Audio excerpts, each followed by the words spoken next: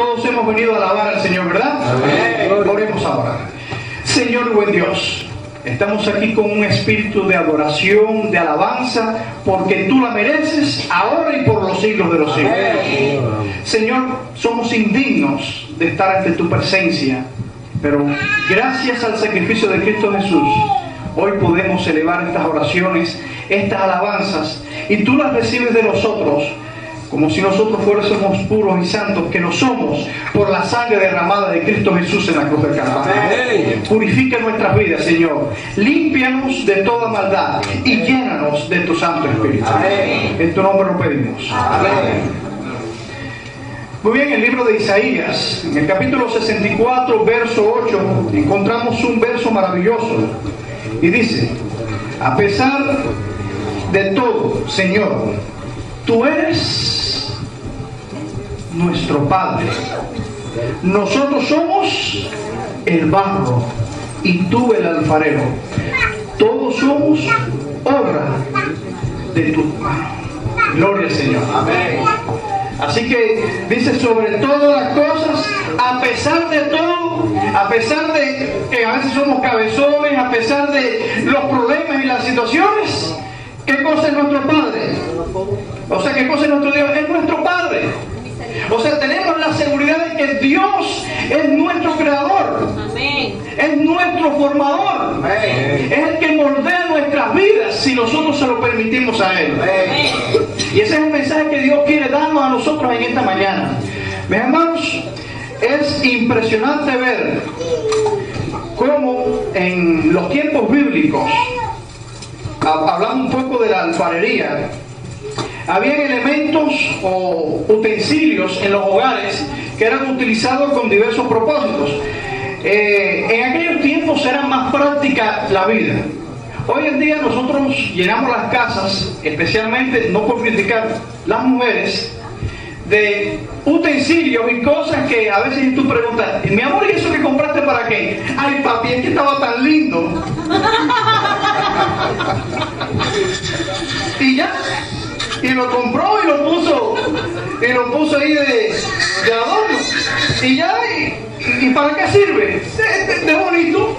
No tiene ningún uso, no tiene ninguna función, solamente es una cosa más que se gastó dinero en eso, que cumple un objetivo de darle más trabajo después a la ama de casa, que tiene que estar limpiando el polvo y demás, y no cumple función alguna. Solamente cumple la función de que, cuidado, si el niño lo toca, ahí se forma tremendo problema, porque costó mucho dinero.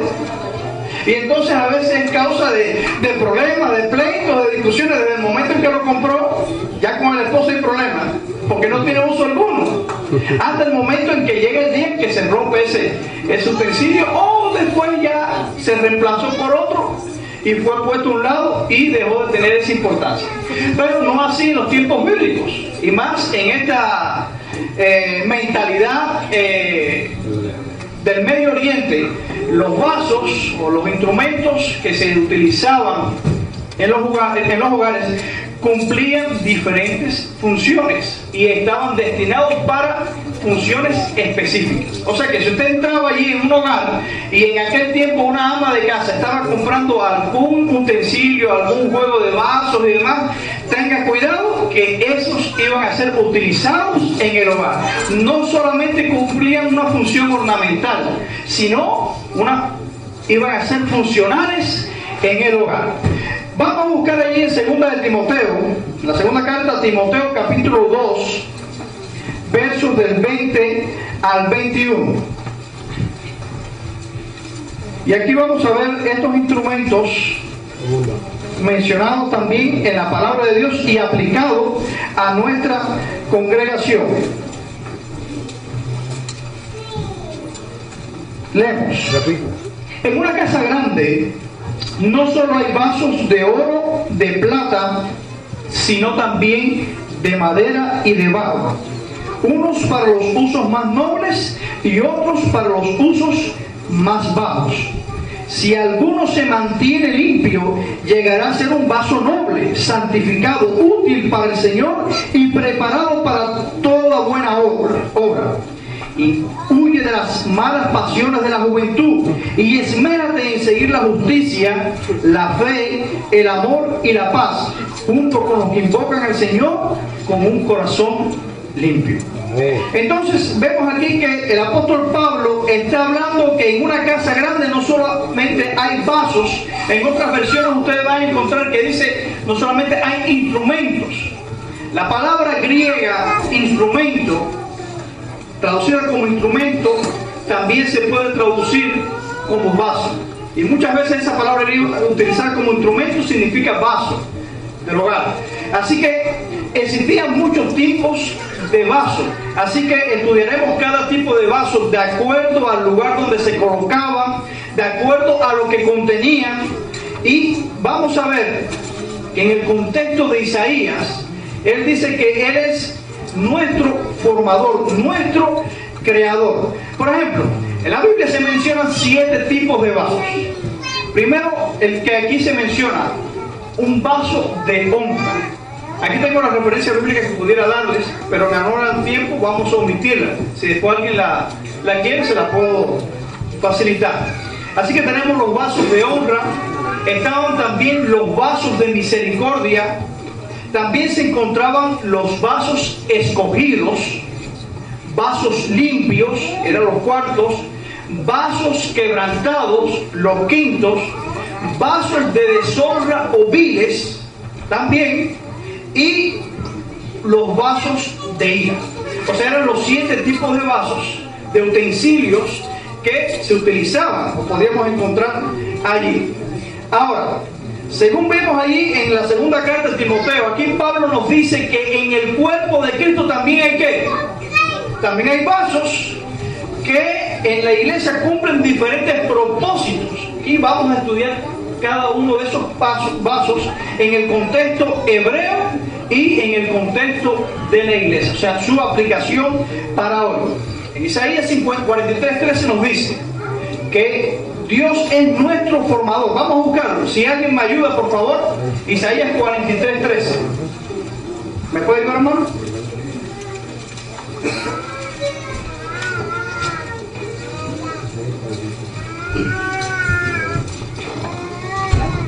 ¿Sí?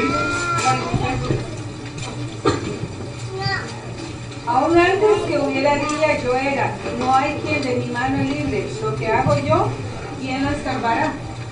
O sea, lo que hago yo, ¿quién lo estorbará? Hay otras versiones también. Nadie puede desbaratar.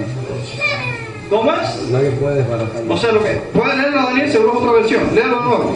Desde los tiempos antiguos yo soy. No hay quien pueda librar. No hay quien pueda librar de mi mano. Lo que yo hago, nadie puede desbaratar. O sea, lo que Dios crea, nadie ¿qué? Nadie puede desbaratarlo. Entonces, tú y yo somos creación de Dios, ¿sí o no? Amén, gloria al Señor. Entonces, si Dios te creó, ¿quién te puede destruir? Nadie, solamente el mismo que nos creó.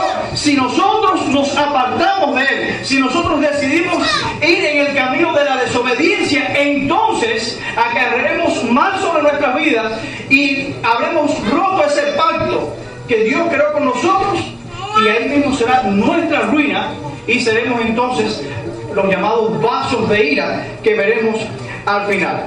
Pero bien, ¿qué eran los vasos de honra? Vamos a comenzar por este primer vaso que menciona el apóstol Pablo, en la carta a Timoteo, en la segunda carta de Timoteo. Los vasos de honra eran unos vasos que eran colocados frente a la casa. O sea, cuando usted iba a entrar y llegaba a una casa, en el portal de la casa o junto a la puerta, usted se iba a encontrar una fuente parecida así, que era un vaso de honra. Si estuviéramos en Cuba, pudiera ser una tinaja. Si estuviésemos en otro país, no sé, en México, qué tipo de utensilios de barro utilizan para almacenar el agua. Un cántaro, le llamarían un cántaro. Pues ese cántaro era el llamado vaso de honra. ¿En qué consistía la función de este vaso de honra? Este vaso de honra tenía lugares especiales en las entradas en el hogar, y estos eran llenos todos los días eran llenos de agua fresca. Un detalle importante. O sea, si pasó este día, el agua que estaba allí se vertía y se volvía a llenar de agua fresca.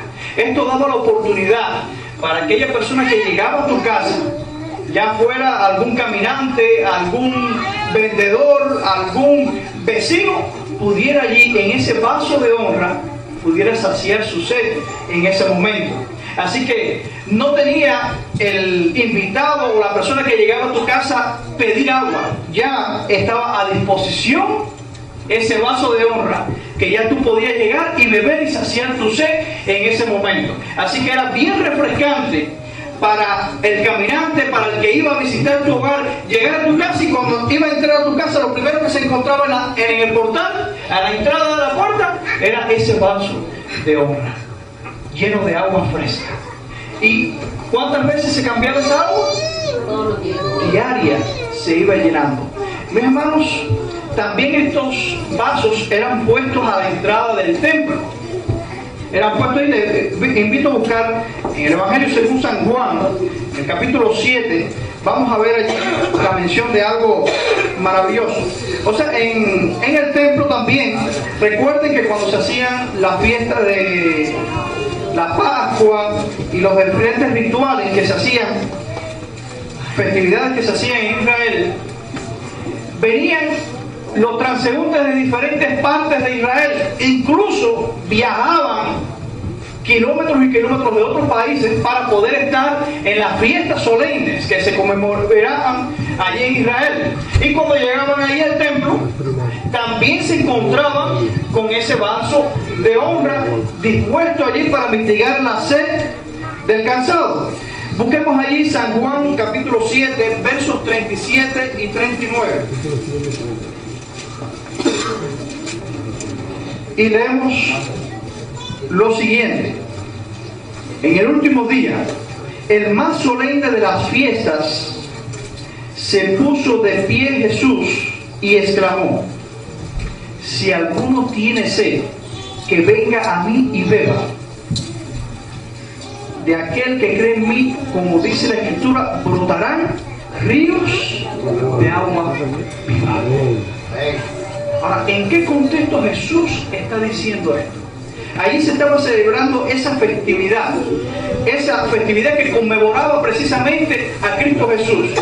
Según los historiadores de aquellos tiempos, Flavio Josefo, un gran historiador de aquel tiempo, escribe que ese día de esas festividades, como acudían muchas personas al templo, dice que el atrio se llenaba de mucha suciedad. Imagínense que ahí estaban mercaderes vendiendo animales para los sacrificios. Tantas personas dejaban el patio allí completamente sucio. Y ya el último día, el día de cerrar esas fiestas, todos los sacerdotes tomaban los vasos de honra que habían sido dispuestos en diferentes lugares del patio para mitigar la sed de los cansados, y comenzaban a derramar agua por todo el patio. Y esa agua iba corriendo, y según los historiadores a veces era tanta que podía llegar hasta el tobillo el agua que allí corría. Y en ese momento Jesús es cuando se levanta y dice a todos ese último día: si alguno tiene sed, que venga a mí y beba, porque yo soy un vaso de honra. Yo soy un vaso que contiene agua fresca, agua donde tú puedes mitigar la sed de tu alma. Y mis hermanos, no hay otro lugar en la vida donde tú y yo podamos mitigar la sed espiritual que no sea en Cristo Jesús. Amén. Tú puedes probar a ir al psicólogo, puedes probar a ir a terapias de grupo, puedes tratar de recibir conferencias motivacionales y demás para asumir una actitud positiva en la vida, pero al final de todo solamente va a durar la motivación el momento de la reunión y tal vez unas horas después que partas allí. Pero la motivación que proviene de beber de Jesús, la fuente del agua de vida, es una motivación que va a durar eternamente. En la medida de que tú y yo renovemos diariamente esa agua diaria que nosotros podemos recibir de Cristo Jesús. Esa es la clave en la victoria cristiana. Así que estos vasos de honra ¿Qué son en la casa del Señor? ¿Dónde podemos nosotros encontrar esos vasos de honra aquí? Estos vasos de honra aquí en la casa del Señor son hombres y mujeres que tienen una relación diaria con el Espíritu Santo. Son los hombres y mujeres que diariamente reconocen a Dios como su creador y formador. Son hombres y mujeres que antes de empezar cualquier tarea del día encomiendan sus caminos y sus vidas a Dios. Son llenados de esa agua de vida para que cualquiera que pase por la vida de este vasto mundo y se encuentre con ellos puedan encontrar en ellos un mensaje que pueda refrescar sus vidas, para que cuando un caminante llegue a nuestros hogares reciba palabras de vida, para que las personas que están teniendo problemas, necesidades, vicisitudes, al encontrarse con nosotros puedan ver un testimonio de lo que Dios hace en una persona que es llenada del poder del Espíritu Santo. Hombres que no solamente y mujeres que no solamente trabajan, sino que dan todo, no que dan todo lo que tienen tampoco, sino que tienen una relación personal, diaria con Dios. Porque a veces pensamos que ser un vaso de honra es ser esa persona activa en la iglesia que es bueno, es ser esa persona que está dispuesta a dar. Eso es bueno, pero es más que eso aún. La vida cristiana no solamente consiste en dar, no solamente consiste en salir y predicar, porque mi hermano, tú no puedes dar lo que no posees. Nadie puede dar lo que no posee. Entonces, si yo no estoy lleno de Jesús, ¿qué es lo que yo estoy dando? Y tenemos que analizarnos. Pero cuando yo soy lleno de Jesús, entonces yo verdaderamente me convierto en un vaso de honra. Amén. Que aquel que llegue, ya sea a la casa del Señor, se reciba allí esa unción espiritual a través de nosotros. Somos instrumentos en las manos del Señor. Esos vasos de honra son esos hombres y mujeres que están allí dándonos la bienvenida cuando llegamos cada mañana. Son esos hermanos que están aquí sentados, que cuando los vemos siempre tienen una sonrisa, siempre tienen palabras de ánimo, de fe. Son esas personas que por el mero hecho de relacionarte con ellos y de tener una conversación sana, tú dices, wow, qué bien me he sentido en compañía de fulano y fulana. ¿Por qué? Porque son vasos de honra. Son vasos que están siendo llenos del Espíritu Santo diariamente. Y entonces, mi hermano, eso es lo que ellos van a transmitir. Eso es lo que tú y yo vamos a transmitir. Y es lo que Dios quiere de nosotros. Una consagración diaria. La hermana White, en el libro de Hechos de los Apóstoles, capítulo 3, verso 19, el Señor nos dice: arrepentidos y convertidos, para que sean borrados vuestros pecados, para que vengan de la presencia del Señor, ¿qué cosa? Tiempos de refrigerio. Si algo necesita la iglesia de hoy en día para ser verdaderos vasos de honra, es recibir tiempos de refrigerio de la presencia del Señor, es recibir la unción del Espíritu Santo. Estamos viviendo en tiempos solemnes, mis hermanos. Estos tiempos en los cuales nosotros vemos que están poniendo fechas, tiempos en los cuales las personas creen que el mundo se acaba, tiempos en los cuales la inmoralidad cada día va creciendo más y la moralidad va decreciendo y los valores se van trastocando. Son tiempos en los cuales tú y yo debemos de ser llenos de la presencia de Dios. Amén. Son tiempos para nosotros analizar, y yo como vaso del Señor, ¿de qué estoy siendo llenado en mi vida? Es tiempo de arrepentirnos y apartarnos del pecado con la ayuda y el poder de Dios. Amén. Es tiempo de buscar al Señor. Ahora que estamos en ese tiempo de gracia, donde Dios quiere preparar un pueblo que sea dador de esa agua de vida. Un pueblo que podamos experimentar el verdadero avivamiento y reforma por el cual nosotros oramos.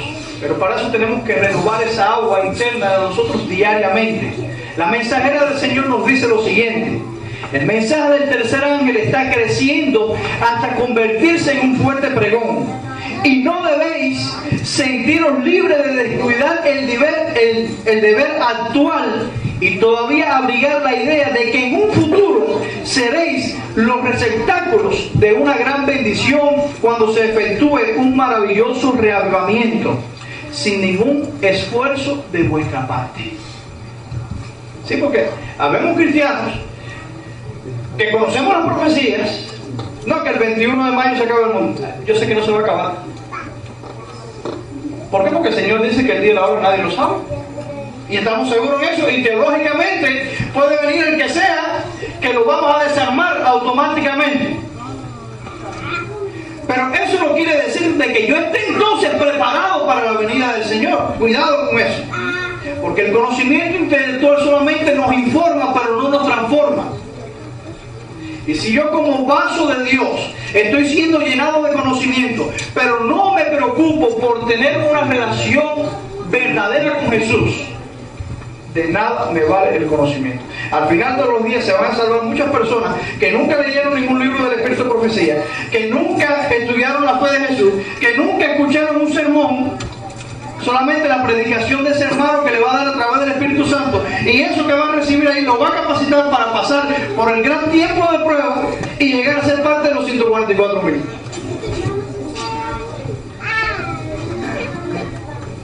Y otros que teníamos el conocimiento, que estudiamos teología, que estudiamos universidad, que nos leíamos la Biblia y madrugábamos y hacíamos de todo, pero solamente por el mero hecho de llenarnos de conocimiento y no de Jesús, de nada nos va a valer.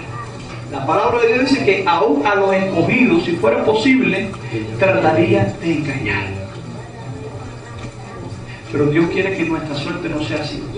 Dios quiere que seamos vasos de honra. Amén.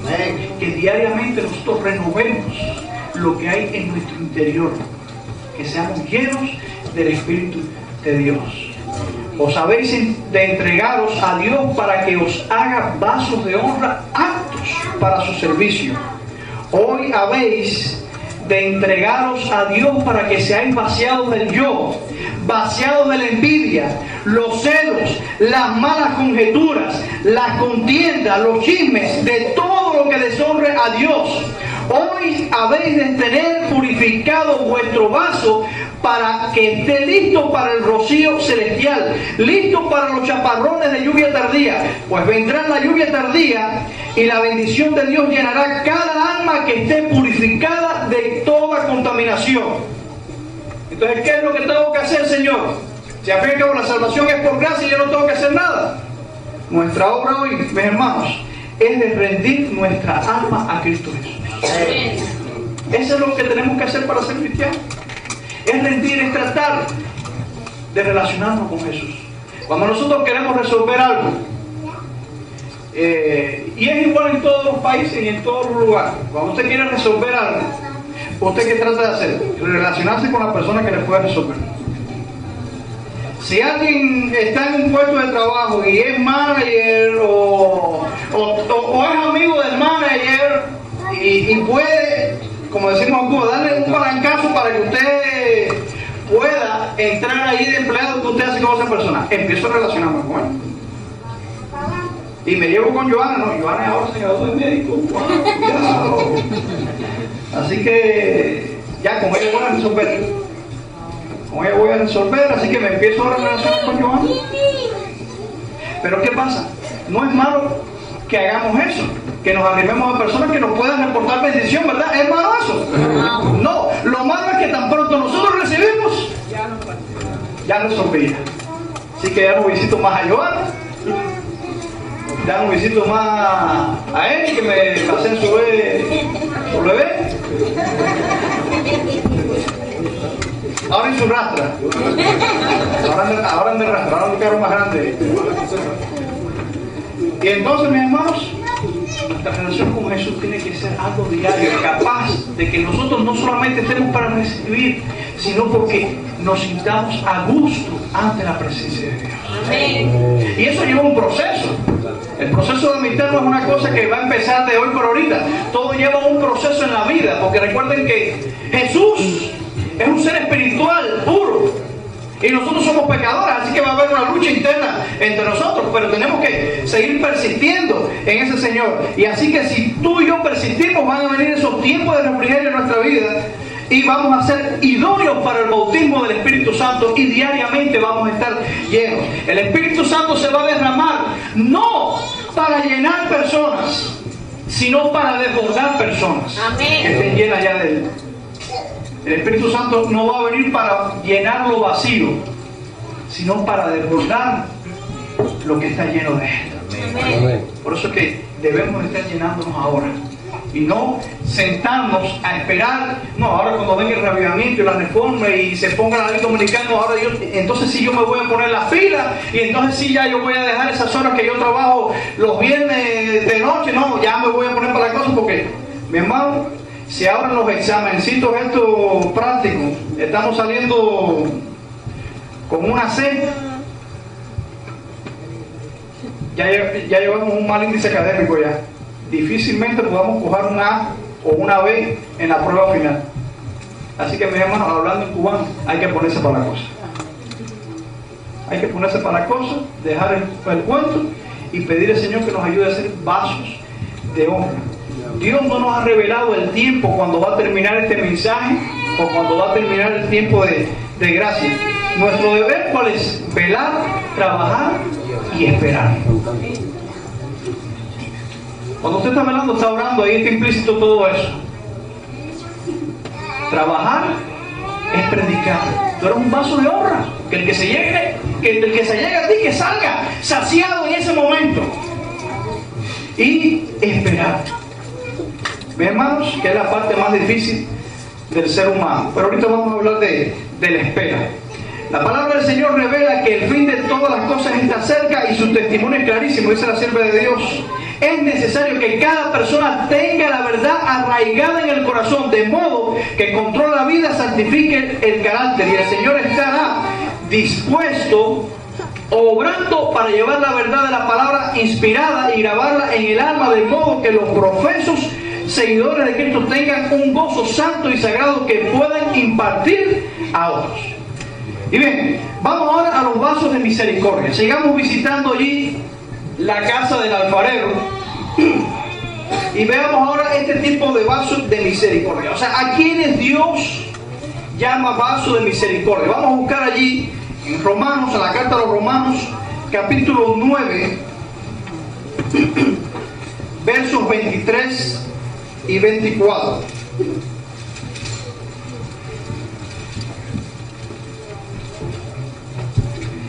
Por favor, si algún hermano lo tiene y puede ponerse en pie y leerlo.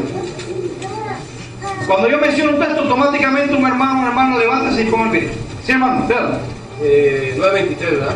Sí, el 23 y el 24. Dice: y para hacer notorias las riquezas de su gloria, mostrólas con vasos de misericordia que él ha preparado para gloria, los cuales también ha llamado, es a saber, a nosotros, no solo de los judíos, mas también de los gentiles. Amén. Entonces, ¿a quiénes Dios llama vasos de misericordia? Dice, a los que ha llamado, ¿por qué? Por su nombre, para ejercer misericordia. Y dice que los hizo Dios para dar a conocer sus glorias y riquezas a los que serán objeto de su misericordia, o vasos de misericordia. Ahora, ¿qué eran estos vasos de misericordia? Al igual que los vasos de honra, estos vasos de misericordia, en vez de ser colocados como los vasos de honra, ¿dónde eran colocados los vasos de honra? La entrada de la casa, a la entrada del templo. Ahora, los vasos de misericordia eran colocados en los caminos. Las personas ponían allí debajo de un arbusto, junto al camino, esos cántaros, esas tinajas de barro, donde se contenía el agua fresca. Así que el caminante, no importaba quién fuera que iba pasando por allí, cuando miraba debajo de un arbusto, allí se iba a encontrar ese vaso de misericordia. El día que yo les contaba que yo estaba haciendo la caminata, esa que me tuve que encontrar la mata de melón, eso fue un vaso de misericordia que el Señor me puso allí, en el camino. Y entonces, ¿qué cosas son esos vasos de misericordia para nosotros? O sea, eran llamados vasos de misericordia porque era un acto de misericordia en favor de aquel desconocido, de aquella persona que tú no conocías, de ese caminante que iba de paso. Ahora, ¿quiénes son estos vasos en la casa del Señor? Hermanos, estos vasos de misericordia son aquellos cristianos que se encuentran en lugares difíciles, que nos encontramos en lugares que a veces no entendemos por qué estamos allí. Y decimos, Señor, ¿por qué tú me arrancaste de mi familia y me hiciste un día coger una balsa o yo que estaba ya con mi negocito bien establecido, establecida, allí me iba bien, tenía mi clientela, y de momento ahora tú me arrancas de ahí, me pones para otro lugar, trato de armar un cuartico más, lo de barata, y estoy en un lugar que no me gusta, pero es lo mejor que pude encontrar, y entonces te empiezas a cuestionar un poco. Mis hermanos, es que Dios tiene un plan contigo, y a veces este vaso de misericordia, o estos cristianos están rodeados de situaciones difíciles, de situaciones ásperas que a veces no entendemos completamente, pero Dios permite que las circunstancias de la vida nos lleven a esos lugares, porque allí nosotros vamos a hacer bendiciones para las personas que nos rodean. Allí tal vez tú no ibas a conocer a personas que hoy tal vez tú has traído aquí a la iglesia. Ahí tú ibas a hacer una bendición y un testimonio para esos vecinos, para ese caminante que va por ese camino. A veces tú dices, se me rompió el carro, ¿qué puedo hacer ahora en medio de este camino? Pero ahí llegó alguien que te dio la mano, pero en esa conversación y en esa ayuda te da la oportunidad de decirle que eres cristiano, de manifestar tu fe, y de, a pesar de las circunstancias, a pesar de los problemas y la situación difícil del barrio malo ese donde estás viviendo, etcétera, las personas ven algo, que cuando ellos estuviesen en la misma situación que tú, estuviesen llorando y alándose los pelos y lamentándose por allí, tú estás con gozo. Amén. Amén. Recibes la noticia de que estás enfermo, enferma, y tú dices, ay Señor, mira por allá, ahora me detectaron tal cosa, me hice esta prueba y ahora ¿qué hago?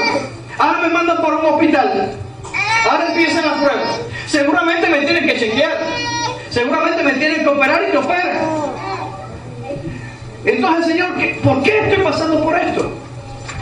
Porque Dios te está dando la oportunidad de testificar ante aquellas personas que están en situación igual que tú o peor que tú, pero van a ver tu sonrisa en el semblante, van a ver tu confianza en el Señor. Y entonces, así, si eres lleno del Espíritu Santo, vas a ser un vaso de misericordia para aquellos que no conocen a Dios, que la única forma, el único evangelio que ellos van a recibir es tu testimonio público. Amén. Y entonces por eso el Señor nos coloca en diferentes lugares, desconocidos para nosotros, nos coloca en diferentes circunstancias de la vida, difíciles para nosotros, pero Dios tiene un propósito con todas esas cosas, mis hermanos. Estos son personas, mis hermanos, que no viven su vida en secreto. Están para testimonio público. Por eso le pasa lo que le pasa. Usted nunca se ha puesto a pensar en eso, de que a veces tú dices, bueno, ¿y por qué soy objeto de atención? A veces en el aspecto negativo. Porque ponte a pensar una cosa, si no te hubieras pasado, hermano, lo que te pasó, ¿cuántos hubiésemos estado hablando por ti? Nadie. Si Charlie no se le hubiese detectado esa enfermedad, si él no se le hubiese detectado esa enfermedad, ¿hubieras conocido tal vez a los médicos y a esas personas? ¿Estuvieran viviendo en esos lugares? Y uno dice, pero óigame, Señor, no es fácil. Oye, cuando es fácil lo que tú estás diciendo. Mis hermanos, miren, recuerden que nosotros estamos en este mundo de paso. Y en este mundo de paso lo que Dios le interesa es salvarnos. Amén. Y aunque hay circunstancias y hay males que existen porque Satanás es el causante, tengan presente siempre eso, de todos los males, Dios utiliza esos males ¿para qué? Para bendición de su pueblo. Amén. Pero para bendición de ese pueblo también que todavía no está aquí, de ese pueblo que está en las afueras. Y mis hermanos, es la única forma en que Dios te está haciendo público, un personaje público. No porque has cometido un pecado. Hay personas que se hacen público, como Arnold Schwarzenegger. Ahora, ¿por qué? Porque se le descubrió al final de los tiempos una hija o un hijo, un niño, y después de 20 años, wow, tremenda cosa. Y entonces se convierte en una personalidad. Su testimonio no es bueno. Ahora, cuando Dios quiere hacer de ti una persona pública, Él va a mandar eventos y circunstancias en tu vida, las va a permitir, pero para que tú demuestres el poder de un gran Dios que mora en tu vida. Amén. Yo fui pastor de una señora que a ella se le detectó cáncer en su interior. era la pianista de mi iglesia en Vigía, en Camagüey. Esa hermana hizo que el testimonio de la iglesia cambiara completamente en toda la comunidad donde nosotros vivíamos. Una iglesia que se había caracterizado por cuestiones malas, terribles, y sin embargo ese día que esa hermana se detecta la enfermedad, los hermanos comenzaron a manifestar un amor y una atención hacia esa hermana cual nunca se había visto, a tal punto que las personas, vecinos de ellos, me llamaban a mí, que no me conocían, y cuando yo la visitaba me decían: pastor, nosotros estamos maravillados de cómo la iglesia está trabajando con esa hermana. Pero lo que más nos maravilla, pastor, es que nosotros vamos a visitarla. La hermana, cuando yo la voy a visitar, había que orar antes de entrar a la casa, porque el mal olor que ella despedida no era fácil. Y yo oraba: bueno, Señor, ayúdame para entrar y tratar de no hacer ningún mal gesto y demás, porque a veces lo que uno no quiera son olores que penetran y los olores feos. Pero entraba, pero bueno, gracias a Dios que conmigo entraba también el Espíritu de Dios, y el Espíritu de Dios moraba con ese hermano. Y mis hermanos, el gozo que ella irradiaba, las personas con las que ella se relacionaba, uno iba a alentar y uno era el que salía alentado. Amén.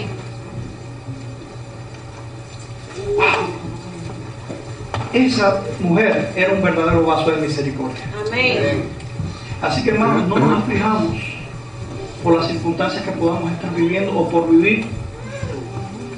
Tengamos presente una cosa: Dios te llamó a ser un vaso de misericordia. Amén. Si lo que estás pasando está haciendo de que las personas pongan la vista en ti, demuestra cuán grande es tu Dios. Amén. Demostremos que nuestro Dios es más grande que cualquier problema. Y el impacto que las personas sufrieron en esa comunidad fue: la hermana hoy descansa en el Señor. Ella murió después de estar un año en esas condiciones, pero murió con gozo y una sonrisa en su corazón y en su rostro también. Fue un testimonio para su hijo que se había apartado de los caminos de Dios, y para esos vecinos que nunca habíamos logrado que visitaran la iglesia, pero Dios me impactó. El día de su sepelio, yo pude predicarle a gente del Ministerio del Interior, que eran familia del que había sido esposo de ella.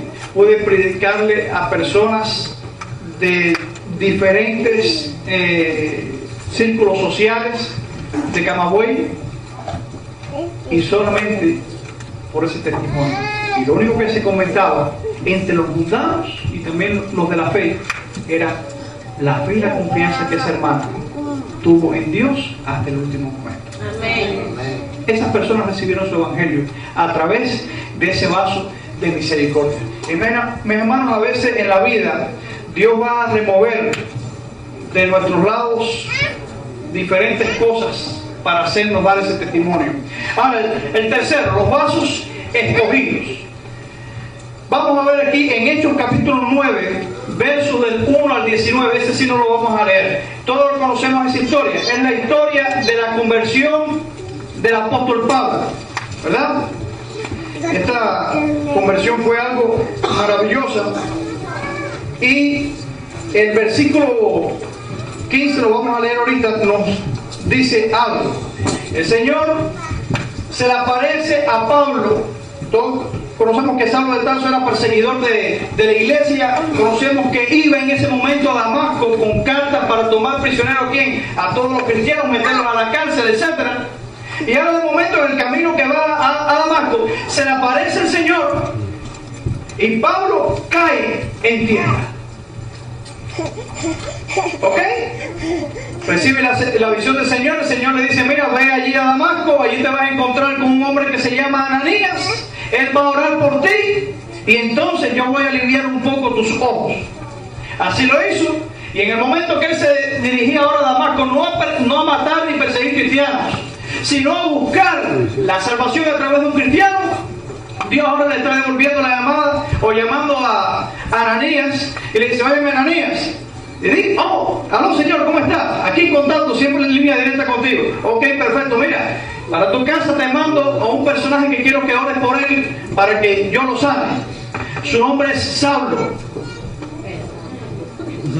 Wow, pero Señor, tú sabes a quién tú me estás mandando a mi casa. Me estás mandando al enemigo. Está mandando a ese que viene a perseguirme, a ese por el cual nosotros estamos escondidos. Acá. Yo tenía mi celular apagado, pero siempre para ti yo lo tengo encendido. Por eso yo puedo contestarte tu llamada ahora en este momento. ¿Cómo me vas a decir ahora que viene ese hombre? ¿Y qué dice el versículo 15? Ve. El Señor le dijo, ve, porque instrumento escogido me es este para llevar mi nombre en presencia de los gentiles y de reyes y de los hijos de Israel. Recuerde que la palabra instrumento se traduce también como vaso. Así que me es vaso escogido. ¿Para qué? Para dar a conocer mi nombre. Mis hermanos, estos vasos escogidos son esos vasos que después de ser puestos en el horno, el alfarero llega, los saca del horno, los examina y ve que uno le quedó perfecto, que uno le quedó sin ningún tipo de detalles. Es más, el fuego que estaba en el horno incidió de un ángulo, de una forma que hizo que el barro diera unos colores, le salieran unas tonalidades que no le salió a los diferentes vasos que estaban ahí en el mismo horno, solamente a ese. Y entonces a ese él lo toma después de examinarlo y lo pone en un lugar oscuro y lo deja allí. Y uno dice, caramba, si era el vaso más especial, si era el vaso que tenía los mejores matices y demás, ¿cómo ahora lo va a poner en un lugar oscuro?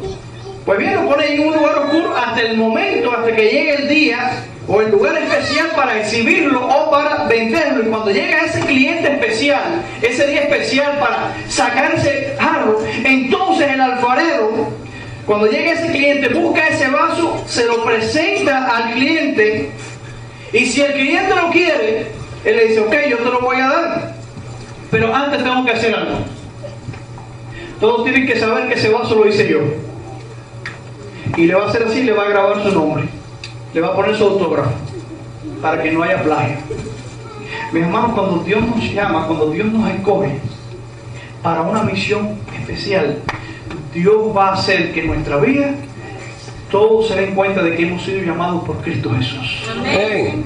No por la Virgen María, no por Changó, no por Batalá, no por la Virgen de Fátima, ni por ningún otro santo, sino que hemos sido llamados ¿por quién? Por Cristo Jesús. Amén. Dios va a poner su sello, su marca en nuestras vidas. Y eso es lo que va a hacer también en el tiempo del fin. Por eso Dios en Efesios 4:30 nos dice, y cuidado, no contristéis al Espíritu de Dios, con el cual que habéis sido sellados para salvación. Dios ha puesto un sello, una marca en nosotros porque Dios nos ha escogido. Así que pone su autógrafo. ¿Por qué? Porque somos dignos de llevar el nombre de Cristo Jesús. Amén. Ese es un vaso escogido. Mis hermanos, ese era el caso de Pablo. Pablo era ese vaso escogido. Ahora, ¿cuál fue el proceso de la conversión de Pablo? Cuando Pablo se encuentra con Jesús, ¿qué hace Pablo? Dios lo manda ¿a dónde? Si busca ahí el libro de Gálatas, ahí lo va a encontrar en los capítulos 1 y 2. Dios manda a Pablo al desierto de Arabia. ¿Y allí cuántos años está? 3 años. Llenándose, vaciándose de todas las impurezas que tenía, y ahora se llena de Dios. Automáticamente, después de esos 3 años, el capítulo 2 de Gálatas dice que a los 14 años, después de que sale del desierto de Arabia, se va para Judea, y ahí se encuentra con Pedro, de ahí se encuentra con el hermano de Jesús, con Santiago. Pero tranquilo, ahí Pablo se pone en su oficio. ¿Qué era lo que hacía el apóstol Pablo? Hacer como tienda de campaña, ¿verdad? Se pone a hacer tiendas y demás ahí, tranquilito, durante 14 años. El apóstol Pablo estuvo en stand-by, estuvo quieto. Léanlo allí, ustedes lo pueden encontrar ahí en la palabra de Dios en Gálatas capítulo 2. Hasta que después de los 14 años de esa visión, 17 años, porque recordemos que hubieron 3 años que estuvo en el desierto, más 14 años Después, 17 años estuvo el apóstol Pablo esperando el llamamiento de Dios. Estuvo allí en la oscuridad, en ese lugar oscuro, en ese lugar de tinieblas. Y alguien podría decir, pero caramba, con esas capacidades, con esos estudios que tiene el apóstol Pablo, con esas capacidades que yo tengo, pues yo que me he preparado, que me gradué, que he hecho de todo en la vida, y ahora, Señor, estoy aquí en este país haciendo nada. Tantos años de estudio, tantas cosas, y ahora aquí limpiando pisos, haciendo esto, haciendo lo otro. No te preocupes, no te desesperes, mi hermano. Amén. Es posible que el Señor ahora te tenga en un lugar escogido, en un lugar oscuro, pero no por eso deja de ser un vaso escogido. Amén. Solamente que Dios está esperando el momento en tu vida para darte a conocer al mundo, para que cumpla una misión y el propósito por el cual Dios te ha llamado a esta nación, a esta vida.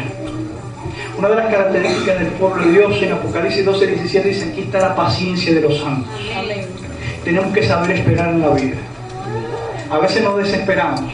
A veces personas se nos pueden acercar y nos pueden decir: ¿hasta cuándo vas a esperar? Tranquilo, Dios sabe los tiempos y las sazones. Amén.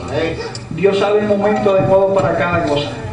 Sonríe en medio de las tinieblas, porque la luz de Jesús está en tu vida. Amén. Y esa oportunidad de estar en tinieblas es la oportunidad para nosotros podernos llenar.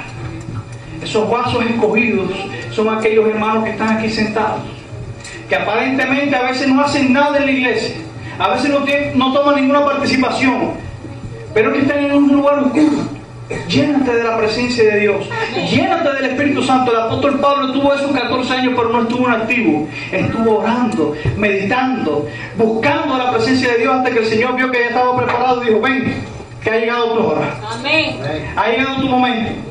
Y todos vemos la obra que Pablo hizo. Cualquier día hubo 14 años perdidos. No. Jesús vivió 30 años en esta tierra. Comenzó su ministerio a los 30 años, 3 años duró, y con esos 3 años marcó el mundo para siempre. Amén. Hubieron 18 años en su vida. Después de los 12 años Jesús no se vio más. Jesús lo puso de nuevo en un lugar oscuro, hasta que hasta los 30 que lo saca de nuevo a la luz y dice: he aquí, ahora tienes que ser prometido, salvar a este mundo. Y mis hermanos, esos son los vasos escogidos, los cuales también somos tú y yo. Hemos sido escogidos y hemos sido puestos en un lugar oscuro porque Dios quiere algo, mis hermanos. Y en ese tiempo de espera, tú y yo debemos aprender a confiar en Dios. Amén. Tal vez durante ese tiempo de oscuridad el Señor remueva de alrededor de nosotros algunos apoyos humanos que nosotros pudiéramos tener. Tal vez remueva a tus padres de tu lado. Tal vez pudiera remover algún matrimonio, pudiera remover alguno de esos matrimonios. A veces tú dices: pero Señor, ¿por qué yo fui víctima de tal cosa? ¿Por qué, Señor, ahora no está a mi lado esta persona? ¿Por qué mi madre no está conmigo? ¿Por qué mi amigo, que era mi mano derecha, no está aquí ahora y me he quedado solo? Porque Dios quiere que durante este tiempo de espera aprendamos a confiar completamente en Él. Amén. En Isaías capítulo 50, versículo 10, nos dice el Señor algo maravilloso. Y leemos: ¿quién entre ustedes teme al Señor? ¿Quién entre ustedes teme al Señor y obedece la voz de su siervo? Aunque camine en la oscuridad y sin un rayo de luz, que confíe en el nombre del Señor Jesucristo y dependa de su Dios. Tremenda pregunta, voy a leerlo bien. Dice: ¿quién entre ustedes teme al Señor y obedece la voz de su siervo? ¿Verdad? Y dice: aunque yo camine en la oscuridad y sin un rayo de luz, confiaré en el nombre del Señor y dependeré en mi Dios para siempre. Lo he parafraseado. Y mis hermanos, aunque no veamos rayos de luz, aunque nos veamos en completa tiniebla, Dios nos está diciendo, aprende a apoyarte completamente en mí. No dependas de un cheque, no dependamos de un trabajo, no dependamos de un negocio, porque al final de todo eso es vanidad. Y aunque son cosas necesarias, mi hermano, lo más importante de la vida es Cristo Jesús.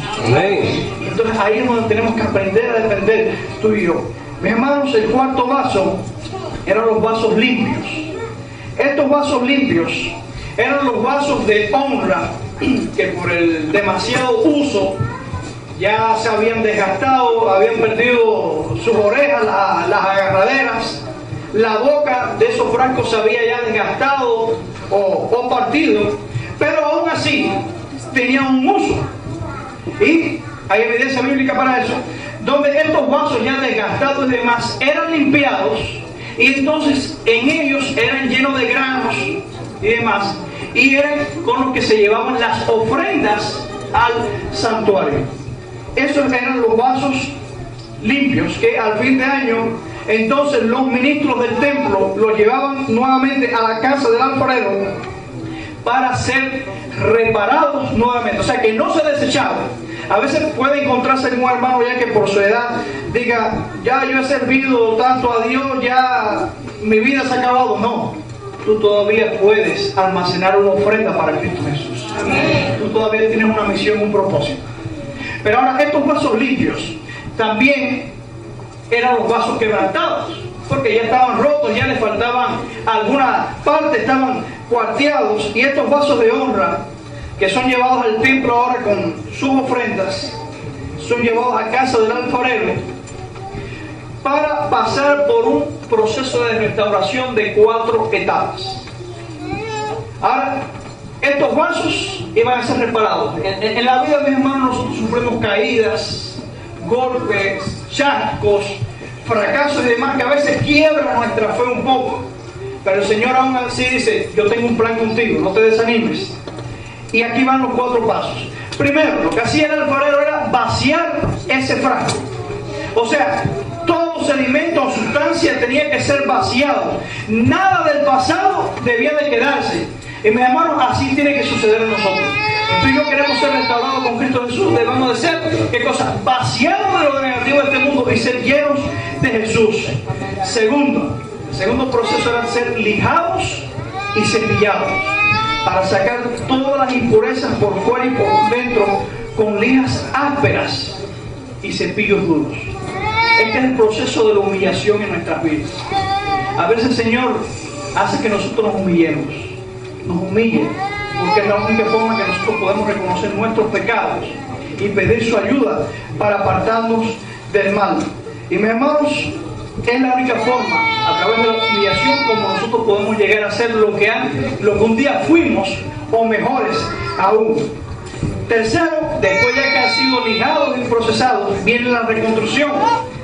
Estos vasos sin orejas y con la boca rota, hay que ponerle una oreja y una boca nueva. Ahora, ¿qué hacía el alfarero en aquel tiempo?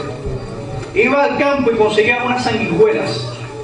Y estas sanguijuelas, ustedes saben que se alimentan de sangre animal, las machacaba, les traía su sangre, y esa sangre la mezclaba con el lodo, con el barro, y entonces allí hacía el molde. ¿Por qué con la sangre? El problema es que la sangre coagula y servía como pegamento, y cuando el alfarero nuevamente colocaba este frasco reparado en el horno, hacía que volviera a tomar su consistencia, que ese es el cuarto paso. Después que habían sido humillados, venía la reconstrucción, ahora eran puestos al fuego.